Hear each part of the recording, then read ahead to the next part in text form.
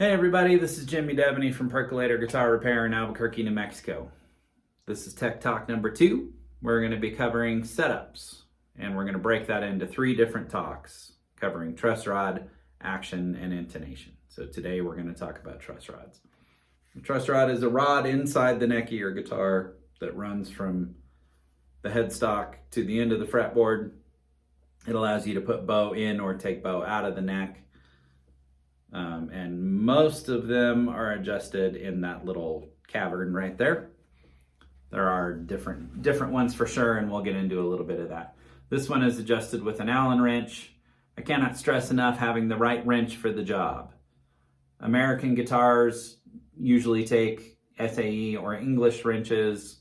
This one's a 1/8, 3/16 is another popular one. Most overseas made guitars take a 4mm or a 5mm, but there are exceptions to all of these rules. So with string tension on, I'm going to fit that in there. It should fit snugly. It shouldn't wiggle around. If it's wiggling around, I'm in danger of just rounding out the hole that the wrench is in and taking all the sharp edges off it, so a wrench won't turn it. Once I have my wrench in place, I put a capo on the first fret, and I'm using a string as a straight edge. I'm holding down the last fret of the G string, so I have turned that into a straight edge to measure against. This is a .009 or 9/1000 automotive feeler gauge. I'm going in under the E and the B at the 7th fret, and that string should just be laying on the feeler gauge. I shouldn't be able to push it down to the feeler gauge, and it should not move the feeler gauge when it goes in, especially at the 8th fret, but 7 and 9 are important as well. So this neck is good. If I wanted to straighten it out, I would move, as I'm looking down the truss rod, I would move to the right, righty-tighty. If I wanted to put a little bow in it, I would go to the left, lefty-loosey. It's an important rule. This is what is known as a dual action truss rod on this guitar, which means it has a neutral position and it will actively move in either direction when it's not, once you've passed the neutral spot. There are single action truss rods that just tighten or just flatten the neck. So when you let tension off, you are putting bow in the neck, but you're not actively moving the neck, like a dual action does. So that's the Allen wrench kind. There's also these little socket wrench kind that, like Gibson, Guild, Yamaha, Taylor, lots of builders use those, and you follow the same rules with those.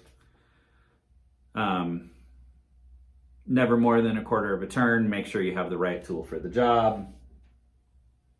And then the last one I'm going to talk about is, I don't know if you can see that, but right in there's a place for a Phillips head screwdriver. Vintage Fender stuff, and unfortunately vintage reissue Fender stuff, which this is a licensed neck, so it kind of falls under that because it's a 60s C-shaped neck. They have this Phillips head adjustment at the end of the neck. So you have to put a capo on, you have to loosen the string tension, and I take these 2 bolts completely out, and I loosen these 2, and then I'm able to move the neck forward enough to clear any pick guards, any neck pickups, or anything that's going to get marred by a screwdriver right there. You tilt your neck forward a little bit. The safest thing is to take it all the way off. And you give 1/4 of a turn, put it all back together, bring it back up to tension, and measure. So these are more time consuming. If you're unsure at all on this kind, I recommend bringing it into the shop. A truss rod is it is a service that I'll just do for you. It is also a service that comes with a restring, clean and condition the fretboard, adjust your truss rod and restring it. And then a setup is action, intonation, truss rod, clean and condition the fretboard, check all your electronics and clean them, tighten up the tuners, tighten up all the pots and knobs, polish the instrument.